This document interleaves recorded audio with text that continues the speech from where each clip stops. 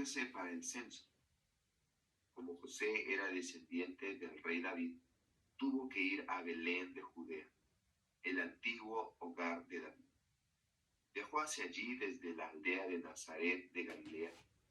Llevó consigo a María, su prometida, cuyo embarazo ya estaba avanzado. Mientras estaban allí, llegó el momento para que naciera el bebé. María dio a luz a su primer hijo, un varón. Lo envolvió en tiras de tela y lo acostó en un pesebre porque no había alojamiento disponible para ellos. Esa noche, había unos pastores en los campos cercanos que estaban cuidando sus rebaños de ovejas. De repente apareció entre ellos un ángel del Señor y el resplandor de la gloria del Señor los rodeó. Los pastores estaban aterrados, pero el ángel los tranquilizó. No tengan miedo, dijo. Les traigo buenas noticias que darán gran alegría a toda la gente. El Salvador, sí, el Mesías, el Señor, ha nacido hoy en Belén, la ciudad de David. Y lo reconocerán por la siguiente señal. Encontrarán a un niño envuelto en tiras de tela, acostado en un pesebre. Muchísimas gracias, Jorge. Muchísimas gracias por leer para nosotros. Es un placer volver a estar con la IME, una mañana más desde Londres. Aquí hace mucho frío ahora, pero gracias a la tecnología y a la mano de Dios podemos compartir otra vez juntos su palabra de vida. El pasaje que nos ha leído Jorge es muy conocido en todo el mundo. Es el nacimiento de Jesús. Popularmente se le conoce como la Navidad.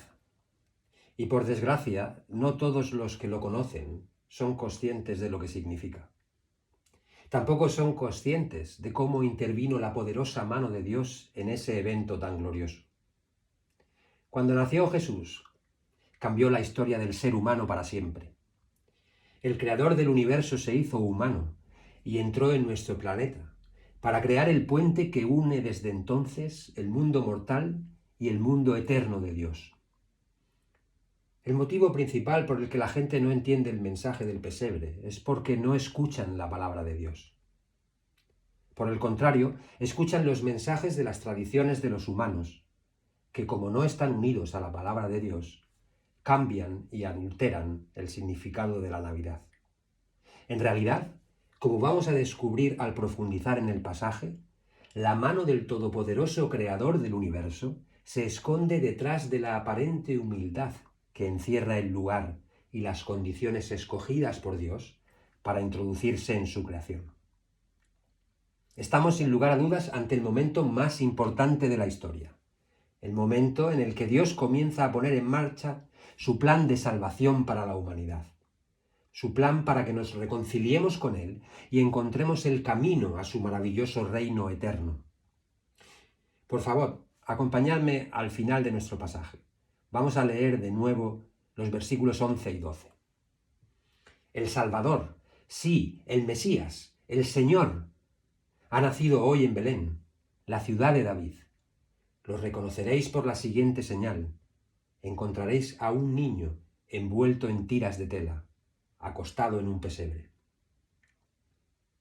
Lucas, el autor del Evangelio, no deja duda alguna a su audiencia judía de la increíble situación que está sucediendo.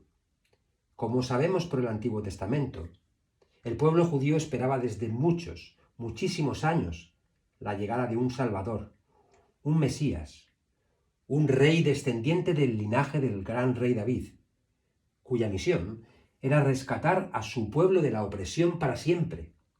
Dios les había prometido, a través de los profetas, la llegada de un rey salvador. Escuchemos, por ejemplo, a Zacarías, en el capítulo 13, versículo 1. En aquel día brotará un manantial para la dinastía de David y para el pueblo de Jerusalén, una fuente que les limpiará de todos sus pecados e impurezas. Escuchemos ahora a Miqueas, capítulo 5, versículo 2. Pero tú, oh Belén, eres solo una pequeña aldea entre todo el pueblo de Judá. No obstante, en mi nombre saldrá de ti un gobernante para Israel. cuyos orígenes vienen desde la eternidad. Vamos a oír ahora a Isaías, capítulo 9, versículos 6 y 7. Pues nos ha nacido un niño, un hijo se nos ha dado. El gobierno descansará sobre sus hombros y será llamado Consejero Maravilloso, Dios Poderoso, Padre Eterno, Príncipe de Paz. Su gobierno y la paz nunca tendrán fin. Reinará con imparcialidad y justicia desde el trono de su antepasado David por toda la eternidad.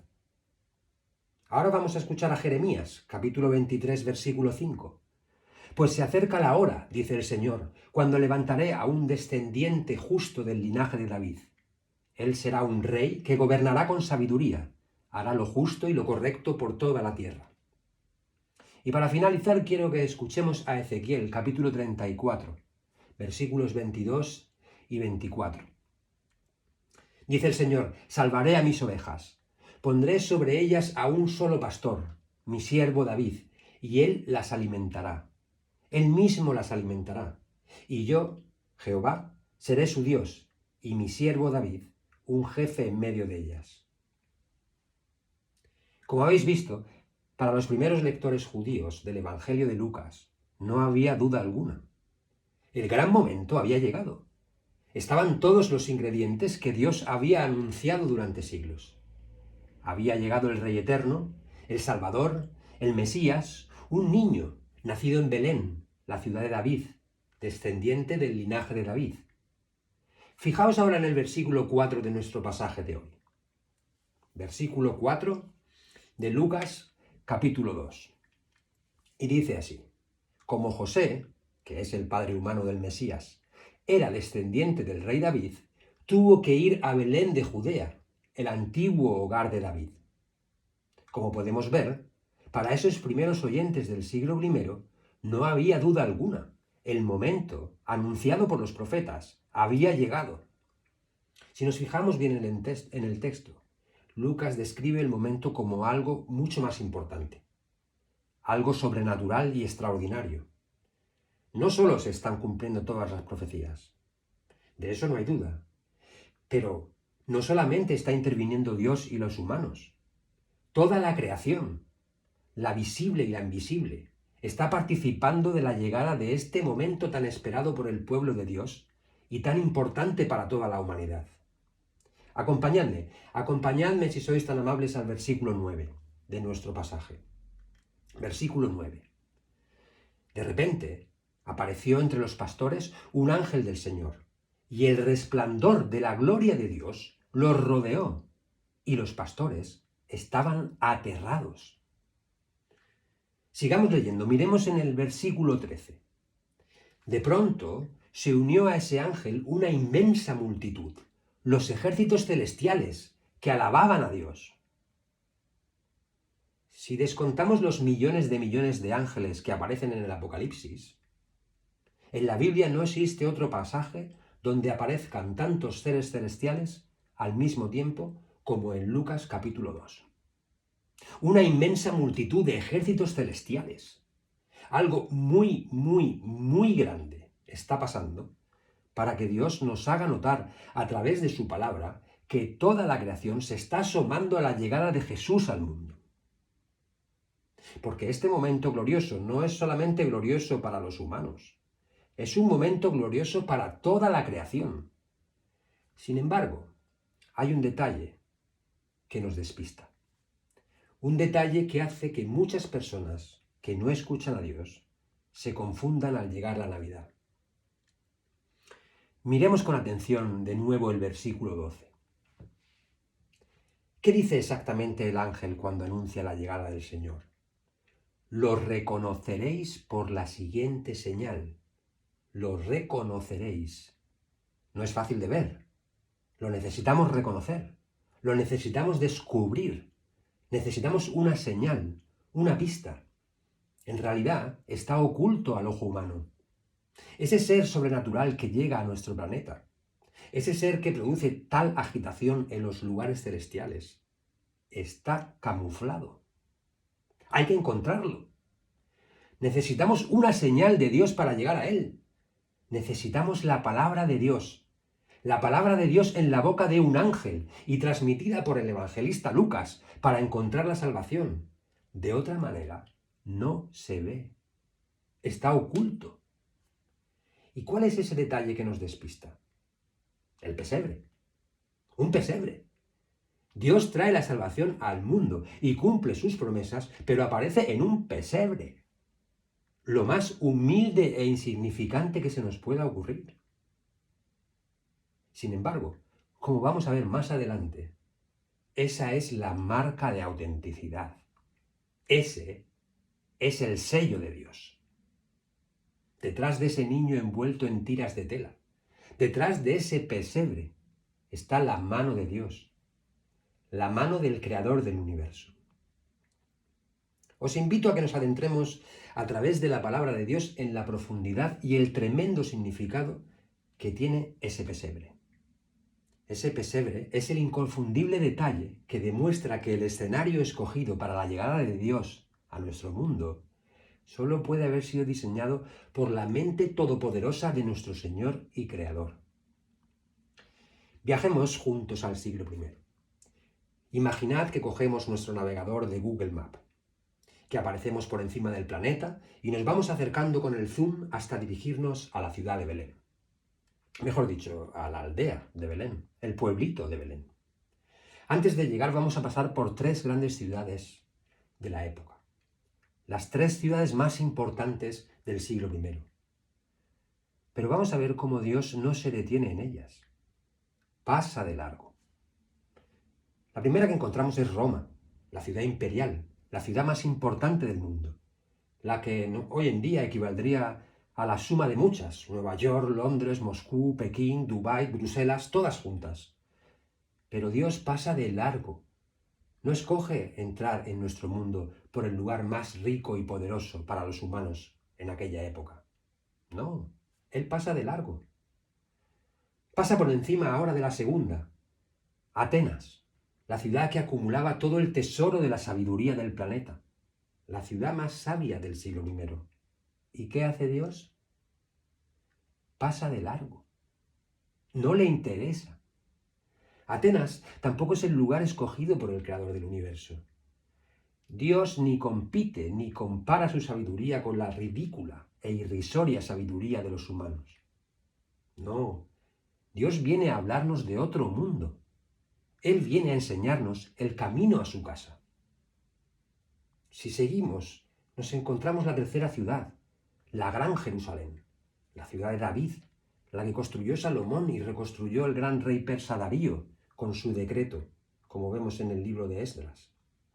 Dice Darío: denle a los sacerdotes de Jerusalén todo lo que necesiten. Que el Dios que eligió la ciudad de Jerusalén como el lugar donde se dé honra a su nombre, destruya a cualquier rey o nación que viole este mandato y destruya este templo. Yo, Darío, emito el presente decreto y que se obedezca al pie de la letra. Como veis, el mismo Dios, el que crea este escenario, el que decide pasar de largo de Jerusalén, quiere aparecer en otro lugar, en un lugar inesperado. Y esa es la marca de nuestro Creador. Dios no viene a reclamar lo que es suyo. No tiene nada que reclamarle a los humanos, porque toda la creación es suya y Él la controla tan solo con su voz, con su palabra. Dios pasa de largo de Jerusalén, de Atenas y de Roma, porque Él no ha venido a este mundo más que a enseñarnos otra cosa, algo que nada tiene que ver con nuestro mundo, que nada tiene que ver con las riquezas, con la sabiduría o con la religión. Él quiere enseñarnos otra cosa diferente. Él quiere hablarnos de un reino que no es de este mundo. Él viene del más allá, de la eternidad, para llevarnos a vivir allí con Él para siempre. El sorprendente teatro que Dios ha creado y ha diseñado para traer la salvación al mundo solo nos muestra lo insignificante que es nuestra propia existencia. Fijaos, nada de lo que tenemos, sabemos o creemos tiene valor para este nuevo mundo de Dios.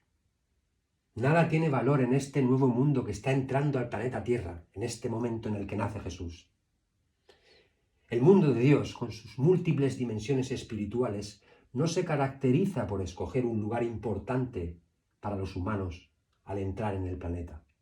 No, la salvación del mundo entra por la puerta más ridícula, más insignificante, un pesebre, en un establo, con animales, con insectos, con putrefacción, con potenciales infecciones que pueden resultar mortales para cualquier madre o para cualquier bebé. Pero esa es la inconfundible marca de Dios. Ese es el detalle que convierte el plan de Dios en extraordinariamente perfecto. Dios no ha venido a salvarnos por lo que tenemos, por lo que sabemos o por lo que creemos. Dios ha venido a salvar a todos los que vean en ese pesebre, en ese pequeño e insignificante escenario, la mano de Dios, el camino a casa. Y lo reconocerán por la siguiente señal. Encontrarán a un niño envuelto en tiras de tela, acostado en un pesebre. Esto no es nuevo. Acordaos de Moisés, el gran Moisés. Él también fue encontrado en una especie de pesebre. Una cesta en medio del inmenso y peligroso río Nilo, un río lleno de cocodrilos y de víboras. Pero fijaos bien, porque esa es la marca de nuestro Dios. Esa es la inconfundible marca de nuestro Creador. En la debilidad es donde se encuentra su poder. Si queréis conocerlo mejor, si queréis reconocer sus señales, su marca, su estilo, la manera que Él ha escogido de mostrarse al mundo, buscadlo en la humildad, en lo insignificante. Su sello era y es predecible e inconfundible. Fijaos bien en esa marca, y entonces no os sorprenderá la manera en la que unos años después Dios sale de nuestro mundo. Porque Dios sale de nuestro mundo humillado y martirizado en una cruz. ¿Ese es vuestro Dios? ¿Ese es el que os va a rescatar? Sí, ese es nuestro Dios, ese mismo, el mismo que nació en un pesebre y que con su muerte por nosotros nos limpia, nos lava, nos purifica y nos reconcilia con Dios. Esas son las marcas de nuestro Dios, el pesebre y la cruz. Lo reconoceréis por sus señales. No es fácil de ver, no es fácil de creer, no es fácil de entender, pero así lo ha dispuesto nuestro Creador. Así nos lo dice en su palabra, y así nos lo dicen los profetas, los evangelistas, los ángeles, todos los que hablan su palabra, todos los que nos transmiten las palabras de vida de nuestro Creador. Me reconoceréis por las señales, dice el Señor. Me reconoceréis por el pesebre, me reconoceréis por la cruz. Nuestro Creador eligió un momento y una manera para abrir un puente a la vida eterna, y nos tiende la mano a través de su maravilloso, sorprendente y envolvente plan, que nos transmite con todo detalle a través de su palabra.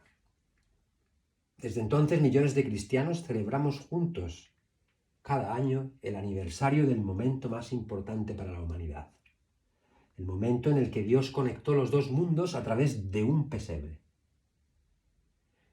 ante la presencia de una multitud de ángeles de los ejércitos celestiales. Porque ahora sabemos que Jesús murió en la cruz por nosotros y que a su debido tiempo Jesús volverá para juzgar a vivos y a muertos y que su reino no tendrá fin. Y todo aquel que escuche, crea y viva en su palabra recibirá la vida eterna. Permitidme cerrar orando. Querido Padre, gracias por enseñarnos hoy tu marca inconfundible. Gracias por enseñarnos a entender que tu reino es para los humildes, para los que te buscan y te encuentran en tus señales, en tu pesebre, en tu cruz. Gracias por invitarnos a vivir para siempre contigo. Gracias por tu salvación. Gracias por Jesús, nuestro Salvador, nuestro Rey. Gloria al Rey. Ese Rey que nació en un pesebre y que murió en una cruz por nosotros, pero que tiene el poder de darnos vida para siempre en tu reino. En el nombre de Jesús. Amén. Amén. Gracias a Dios por su palabra y la profundidad que nos hace pensar en los atributos de Dios, de buscar siempre mostrarse a través de lo sobrenatural, de lo humilde, ¿no? Del ser. Gracias, Alejandro, por compartir esto. Hermanos, vamos a